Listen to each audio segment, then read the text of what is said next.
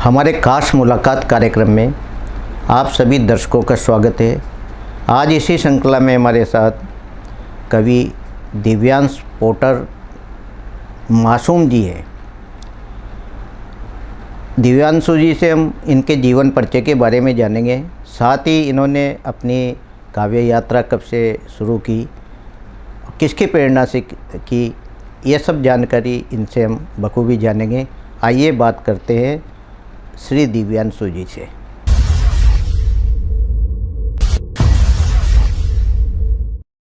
दिव्यांशु जी, आप अपने जीवन परिचय के बारे में हमारे दर्शकों को बताएं। आप कहाँ से हैं, शिक्षा दीक्षा आपकी कहाँ हुई और किस रूप में आप काव्य यात्रा से जुड़े और प्रेरणा स्रोत आपके कौन रहे?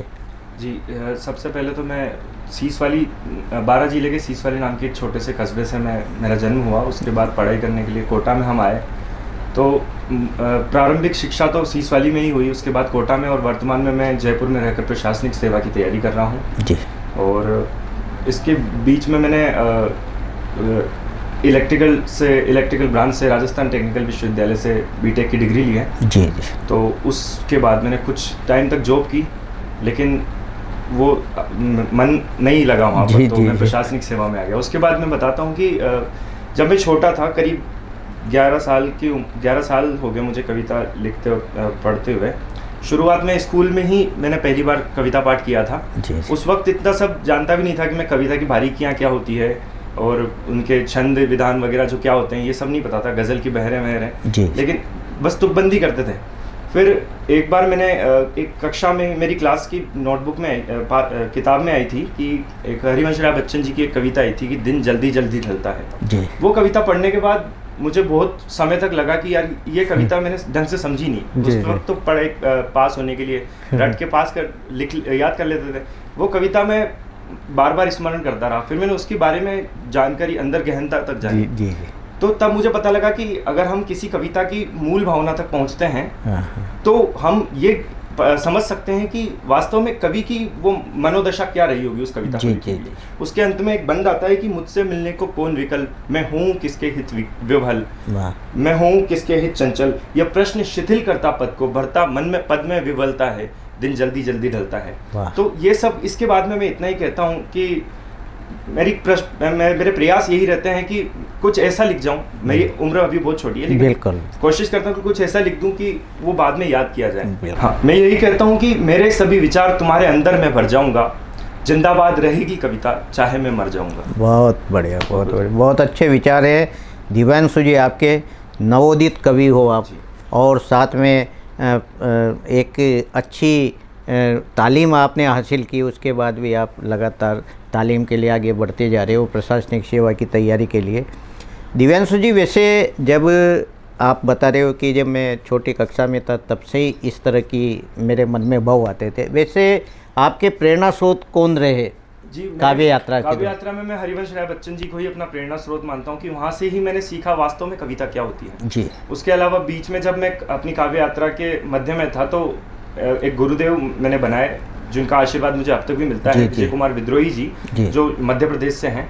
वीर रस के बहुत अच्छे कवि हैं वो, बहुत बढ़िया, लेकिन उनका आशीर्वाद हमेशा बना रहता है, तो उससे कविताओं को सीखने में और अच्छा जानने में मदद मिलती है। बिल्कुल। और शायरी गज़ल की बात करें तो जॉन एलिया साहब को मैं बहुत सुनता हूँ। उनकी कविताएं, उनकी गज़लें और जो शायरियाँ नज़्में हैं वो बहुत प्रभावित करती हैं जी। दिव्यांशु जी, आपने अब तक कितनी काव्य रचनाओं का संकलन कर चुके हैं आप? मैंने ऐसा गिना तो नहीं है, लेकिन ऐसा हो जाता है कि मतलब राजस्थान और उससे बाहर लगभग 500 से अधिक मैं स्टेज कर चुका हूँ। और इस बीच में कुछ कविताएं वीर रस में लिखी है जो बहुत अच्छी प्रचलित भी हुई, और मेरी सबसे अच्छी कविताओं में मैं उनको मानता हूँ। लगभग अभी तक 500-700 कविताएं मैंने लिख ली होगी। बहुत बढ़िया। कोई रचना हो हमारे दर्शकों को सुनाए आप? जी, एक बहुत अच्छी रचना है जो मेरी पसंदीदा रचना में आती है। तो वीर रस में मैं सामाजिक परिदृश्य जो किसानों के बारे में होता है उसके बारे में सुनाता हूँ। सुनाइए जी। कि ए मेरे मालिक तुम्हारे मुल्क में क्या हो रहा है, ए मेरे मालिक तुम्हारे मुल्क में क्या हो रहा है, राजनीति हंस रही है, अन्नदाता रो रहा है। बहुत दम बढ़िया। लगाकर नक्शिखा का रक्त सिंचित कर फसल को, भरभराती देह लेकर नग्न कांधे डाल हल को, रक्त रंजित अंगुलियों से खोदता बंजर जमी को, और पोध के संग रोपता है जिंदगी की हर कमी को। ए विधाता क्या हुआ, तू तान खूटी सो रहा है, राजनीति हंस रही है, अन्नदाता रो रहा है। और इसके साथ में एक जब कोविड चला था, कोरोना का दौर था जी, तो उस टाइम पर दिल्ली में जो श्रमिक आए थे बिहार से और अलग अलग पूरे देश के अलग अलग हिस्सों से, तो उन सबको अपने घर जाने से रोका जा रहा था, उनके स्थायी निवास भी नहीं बना। तो उस दरमियान मैंने एक कविता लिखी थी, तो वो थोड़ी सी सुनाता हूँ मैं कि हम शिल्प देव के निर्धन सुत, हम शिल्प देव के निर्धन सुत, भूखे प्यासे व्याकुल अधीर, हो मूक बधिर दिल्ली शासन, तो कौन सुनेगा करुण पीर। हम बने विश्वकर्मा शिल्पी, रच देने को हस्तिनापुरी, है टिकी आधुनिक भारत की, हम मजदूरों पर साम्य धुरी, लेकिन शासन के कुटिल बाण, लेकिन शासन के कुटिल बाण, बोले अंतस को भेद गए, जर्जर सी नियति ढकी जिससे उस आंचल को ही छेद गए, जर्जर सी नियति ढकी जिससे उस आंचल को ही छेद गए। हम निष्कासित ताड़ित पीड़ित, हम निष्कासित ताड़ित पीड़ित है खड़े ठगे से राहों पर, मुंह मोड़ चुकी है कर्म भूमि, हो गए घड़ी भर में बेघर, अपनी टपरी के आंचल में, अपनी टपरी के आंचल में अश्रु दो चार बहाने दो, मत रोको हमको हे प्रधान अब अपने घर को जाने दो, मत रोको हमको हे प्रधान अब अपने घर को जाने दो। इस ओछेपन के कारण ही कैसी विपदा फैलाई है, नंगे पग चलते रहने से, नंगे पग चलते रहने से पद चर्म उखड़ कर आई है। हे ज्ञात हमें दोषी होंगे हम खंडित विजयी गाथा के, इतिहास हमें धिक्कारेगा कहे शत्रु भारत माता के, पर भूखे पत्नी बच्चों को सड़कों पर कहाँ सुलाएंगे, पर भूखे पत्नी बच्चों को सड़कों पर कहाँ सुलाएंगे। हम कोरोना से नहीं मरे तो भूखों से मर जाएंगे, हम कोरोना से नहीं मरे तो भूखों से मर जाएंगे। अंधेर नगर चौपट राजा से अपना पिंड छुड़ाने दो, मत रोको हमको हे प्रधान अब अपने घर को जाने दो। वाह दिव्यांशु जी, क्या सत्ता पर व्यंग्य आपका है, बहुत ही सुंदर व्यंग्य।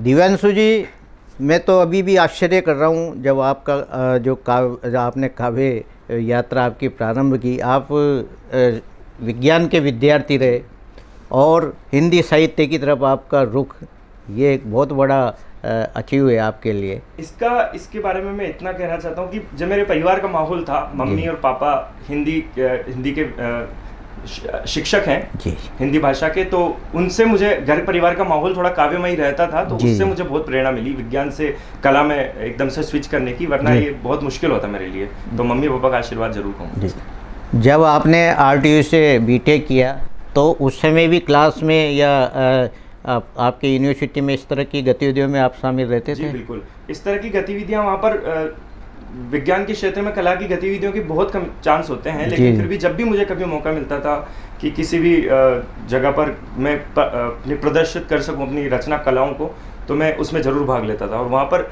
हमारे कॉलेज में एक टेक्निकल फेस्टिवल नाम की एक कार्यक्रम आयोजित होता है, तो उसमें एक थीम होती थी कि एक चित्र देखकर और कहानी लिखनी होती थी। तो वो चित्र 2 मिनट तक दिखाया जाता था, उसके बाद 15 मिनट में के अंदर कहानी लिखती थी।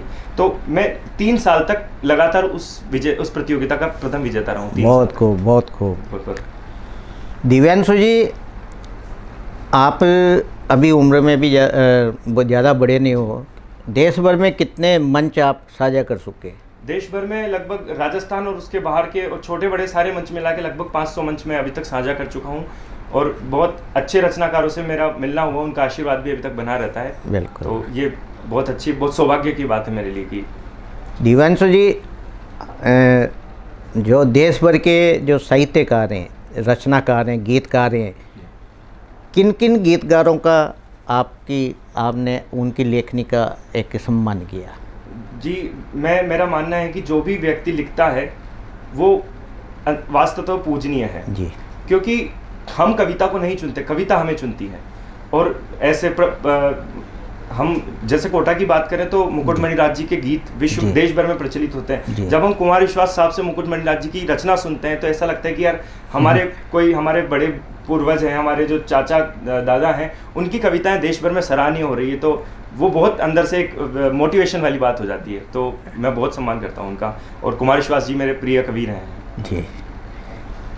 और कोई रचना हमारे दर्शकों जी को बिल्कुल, मैं सुनाए। एक छोटी सी गजल सुनाना चाहता हाँ हूँ बिल्कुल सुनाइए आप। कि वास्तव में अभी जो महिलाओं की स्थिति चल रही है उस पर एक छोटी सी गजल सुनाना हाँ, चाहता हूँ कि सुनाइए। खल रहा है आज क्यों दहशत में है ये लड़कियां, खल रहा है आज क्यों दहशत में है ये लड़कियां, है वजह ये दुष्ट जो घूंघट में है ये लड़कियां। राह चलते आंख से कोमल बदन को चीरते, राह चलते आंख से कोमल बदन को चीरते, वो चुबन है मेहरबा आफत में है ये लड़कियां। जब निकल जाए निकम्मा, ये शेर सुनिएगा कि जब निकल जाए निकम्मा बाप का वो लाडला, जब निकल जाए निकम्मा बाप का वो लाडला, हर रस्म खुद कर रही मरघट में है ये लड़कियां। और कुछ मर्द नारी को इज्जत बख्शते हैं आज भी, कुछ मर्द नारी को इज्जत बख्शते हैं आज भी, बस यही सब सोचकर राहत में है ये लड़कियां। और टांग पेशानी की शिकने, टांग पेशानी की शिकने घर चमन कर डालती, सुख सुकून को छोड़कर खटपट में है ये लड़कियां। और लानतें हैं थू है और धिक्कार है उस सोच पर, लानतें हैं थू है और धिक्कार है उस सोच पर, जो सिखाए सेज की सलवट में है ये लड़कियां, जो सिखाए सेज की सलवट में है ये लड़कियां। बहुत बढ़िया गज़ल, क्या सुंदर गज़ल आपने दिव्यांशु जी। वास्तव में बहुत आप अच्छा नाम कमाओगे देश भर में, हमारी शुभकामनाएं ऐसी। आपने अपनी रचना और जो कविताओं में समाज के लिए क्या परोसा आपने, किस तरह की आप कविताएं या गज़ल वर्तमान परिप्रेक्ष्य में लिखते हैं सर? इसके बारे में मैं इतना कहना चाहूँगा कि जिस तरह से मैं प्रशासनिक सेवा की तैयारी कर रहा हूँ तो वहाँ पर हमें सिखाया जाता है कि अंतिम वंचित व्यक्ति का भी विकास होना चाहिए, जो सरकार की योजनाएं हैं वो आम जनता तक पहुँचे। तो मैं कविताओं में वही चीज़ देखने की कोशिश करता हूँ कि एक अंतिम वंचित व्यक्ति जिस तक कोई सुख सुविधा नहीं पहुँच पा रही, उसके मूल भाव वो कलम उठाकर अपनी कविता अपने मन की भाव नहीं लिख सकता, तो उसका मैं साथी बनना चाहता हूँ। मैं चाहता हूँ कि उसकी बात को मैं हर व्यक्ति तक, बड़े से बड़े पद तक ले जाऊँ ताकि उसकी समस्या का निराकरण हो सके जी। ये मैं प्रयास करता हूँ। दिव्यांशु जी, अपने हड़ौती में भी कई नवोदित रचनाकार हैं, तो जो अभी नए जो रचनाकार हैं लिख रहे हैं, कैसा लिख रहे हैं आप, आपके जो समकक्ष वाले बच्चे हैं? जी, मैं ये उस बारे में मैं इतना कहना चाहूँगा कि लिख तो सभी रहे हैं जी, लेकिन अभी हमें ज़रूरत है और सीखने की। जब तक हम आजकल एक नया दौर चला है कि कविता को जैसे स्लैम पोइट्री बोला जाता है इंग्लिश में, बिल्कुल स्लैम पोइट्री का मतलब ये होता है जब निराला जी ने एक छंद मुक्त अतुकांत कविता की शुरुआत की थी, तो लोग उसका सहारा लेते हैं। छंद मुक्त अतुकांत कविता एक साहित्यिक विधा है, लेकिन स्लैम पोइट्री उसको बिल्कुल अलग तरीके से बना दिया गया है कि आप बिल्कुल जिस तरह से आपके मन में भाव आ रहे हैं उसको लिख दीजिए। लेकिन वो अलंकारों के बिना की एक कविता, एक जैसे हम देखें कि एक देवी है, अगर उनको उन पर आभूषण नहीं होंगे, अलंकार नहीं होंगे, तो वो एक केवल प्रतिमा पत्थर की मूर्ति रह जाएगी। बहुत बढ़िया। तो उस तरीके से कविता के क्षेत्र में अलंकारों, आभूषणों, जो हमारे कविता के जो छंदबंद जो बारीकियां होती हैं उनकी बहुत आवश्यकता है। तो नए नवोदित रचनाकारों को हमें, हमारे जो अग्रज पूर्वज रहे हैं, जो अग्रज रचनाकार रहे हैं, उनसे सीखने की बहुत आवश्यकता है। उससे कविताओं में और निखार आएगा, ये मैं कहना चाहता हूँ। बिल्कुल। दिव्यांशु जी, जब आपने पहला जो काव्य पाठ कब किया था और जब किया था तो उस समय मंचासीन आप रहे होंगे, क्योंकि आपके सामने बड़े बड़े अच्छे वरिष्ठ साहित्यकार रहे होंगे, तो कैसा महसूस हुआ था प्रथम बार आपको? प्रथम बार काव्य पाठ मैंने अपने विद्यालय में ही किया था। 15 अगस्त या 26 जनवरी का कोई महोत्सव रहा होगा उसमें, और बिल्कुल एक खुद की लिखी कविता मैंने पढ़ी थी वहाँ पर। मुझे अभी तो याद नहीं है कि मैंने कौन सी पढ़ी थी, लेकिन वो इतने सारे बच्चों को, जो मेरे समकक्ष थे या फिर जान पहचान के लोग थे और मेरे शिक्षक थे, उनके सामने इस तरह से पहली बार प्रस्तुतिकरण करना बहुत मुश्किल रहा था। और एक डर, जो झिझक होती है, अब तो बहुत कम हो गई, लेकिन शुरू में बहुत हुई थी जी। तो ये मुझे याद आता है। कविता मैं हालांकि याद नहीं कर पा रहा जी। एक कविता और वो आपके पास सुनाए जी। मैं बिल्कुल मैं अपने परिचय के बारे में ही कहना चाहूँगा। बिल्कुल कि मेरा परिचय मेरी कविता, सब कविता में गा देता हूँ। मेरा परिचय मेरी कविता, सब कविता में गा देता हूँ। मैंने कितने दर्द सहे हैं, मेरे कितने ख्वाब ढहे हैं, पंक्तिबद्ध सुना देता हूँ। मेरा परिचय मेरी कविता, सब कविता में गा देता हूँ। हर सपने के संग अंतस में, हर सपने के संग अंतस में उसके खो जाने का गम है। सपने बुनने से घबराती आंखें रो जाने का गम है। आंखें रो जाती है तो, आंखें अगर रो जाती है तो आंसू संग बहा देता हूँ। मेरा परिचय मेरी कविता, सब कविता में गा देता हूँ। दिव्यांशु जी, आपने किन किन विधाओं में अपना सृजन किया? जी, मेरा मूल विधा मेरी ओज थी, वीर रस में मैं कविता लिखने की प्रयास करता हूँ हमेशा, जो मुझे मेरी प्रिय विधा है वो। जी। उसके अलावा मैंने शायरी, गज़लें, अलग अलग बहरों में गज़लें लिखी है जी। श्रृंगार और हास्य, श्रृंगार में भी कुछ रचनाएं लिखी है, लेकिन हास्य में मैं अभी तक अपने आप को इतना सहज महसूस नहीं कर पाया। मुझे लगता है लोगों को हंसाना दुनिया का सबसे मुश्किल काम है, तो वो मैं नहीं कर पाया। जी दिव्यांशु जी, ये जो आपने अपनी एक रचना का जो संकलन आप कर रहे हैं, आपने कहा कि मैं लिख चुका, गिनती तो नहीं है, लेकिन इसको कोई कृति के रूप में आप समाज के सामने लाना चाहोगे? बिल्कुल, मैं कोशिश करता हूं कि जब भी मुझे मौका मिले कुछ कविताओं को मैं अखबार में प्रकाशित करवा सकूं, लेकिन संकलित एक किताब के रूप में मैं अभी तक थोड़ा झिझक रहा हूं। मुझे लगता है कि मैं अभी उतना सक्षम नहीं हुआ हूं, या फिर मुझे पढ़ने वाले लोग इतने हैं नहीं अभी कि जिनका मुझे प्यार मिल सके। तो मैं चाहता हूं कि थोड़ा पहले मैं अपने आसपास अपने प्रियजन बहुत सारे इकट्ठे करूं, फिर अब जब कोई रचना निकालो तो वो अच्छे खासे लोग पढ़ सकें। तो अभी मैं रुका हुआ हूँ इस बार। जी, आपने गज़ल भी लिखना शुरू किया और गज़लें लिखी भी है, तो गज़लों का प्रभाव ज़्यादातर किस मतलब रचनाकार का देखने को मिला हो? अभी जैसे मैं फैज़ साहब की गज़लों का प्रभाव, हालांकि मैं जॉन साहब से प्रभावित हूँ, जॉन इलिया साहब की रचनाएं मैं बहुत पढ़ता हूँ, लेकिन जिस तरह से फैज़ साहब, मैंने आपको बताया था कि वंचित व्यक्तियों के बारे में लिखते थे, वो बिल्कुल समाज की छोटी से छोटी बुराई पर उन्होंने गज़लें लिखी है, तो उनका प्रभाव मेरी गज़लों में ज़रूर हल्का फुल्का सा देखने को मिल जाता है। बिल्कुल। जाते जाते एक गज़ल या जो भी कविता हो, आप हमारे दर्शकों को सुना के जाए। जी, एक छोटी सी कविता जब मैंने लिखी थी, वो उस वक्त लिखी थी जब शिव जी की प्रतिमा काशी में प्रकट हुई थी, अभी हालांकि हाल ही की बात है, और वो कविता फेसबुक पर और बाकी प्लेटफॉर्म पर काफ़ी सराही गई लोगों ने। तो मैंने वो इस परिदृश्य से लिखी है कि जो नंदी 350 सालों से प्रतीक्षा कर रहे थे एक दिशा में देखकर, जिनका मूल काशी अभी वर्तमान के मंदिर पर भी नहीं था, तो वो जो नंदी जी हैं उनके भाव क्या रहे होंगे जब वो प्रतिमा प्रकट हुई। तो उस पर मैंने एक छोटी सी रचना उनके भावों से लिखने की कोशिश की है। बिल्कुल सर। कि हुई तपस्या पूर्ण शिवाहन, हुई तपस्या पूर्ण शिवाहन, देखो बाबा स्वयं पधारे, उठो नेत्र खोलो रंभाओ, उठो नेत्र खोलो रंभाओ, भरो चौकड़ी शीश हिलाओ, देख प्रतीक्षा है नंदीश्वर, हुए बाध्य शिव आ जाने को। 3 सदी 50 वर्षों, 3 सदी 50 वर्षों तुमने अपने नेत्र न भींचे, पुंगव अपने नयन भींच कर रुकी अश्रु की धार बहाओ, और उठाओ श्रृंग युग्म को, और उठाओ श्रृंग युग्म को, वहीं जहां गोरक्ष पधारे, अपनी पूछ हिलाकर झाड़ो, मुगलों की पोती कालिक को, गड्ढा कर दो खुर प्रहार से, गड्ढा कर दो खुर प्रहार से, वहीं जहां त्रिशूल गड़ेगा, गड्ढा कर दो खुर प्रहार से, वहीं जहां त्रिशूल गड़ेगा। हे बलिवर्दम चलो वहां पर जहां पिनाकी खुद बैठेंगे, हे बलिवर्दम चलो वहां पर जहां पिनाकी खुद बैठेंगे, बना स्वयं को शिव सिंहासन, बना स्वयं को शिव सिंहासन, प्रखर तपस्या का फल भोगो, प्रखर तपस्या का फल भोगो, और खूब रंभा कर स्वागत करना, खूब रंभा कर स्वागत करना, जब भुजंग भूषण आएंगे, सोम सूर्य अग्नि लोचन जब, सोम सूर्य अग्नि लोचन जब आकर तुमको सहलाएंगे, पुष्ट हुए भुजमूल तान कर, पुष्ट हुए भुजमूल तान कर, शीश उठाकर गर्वित होना, और रमकते से मत वाले,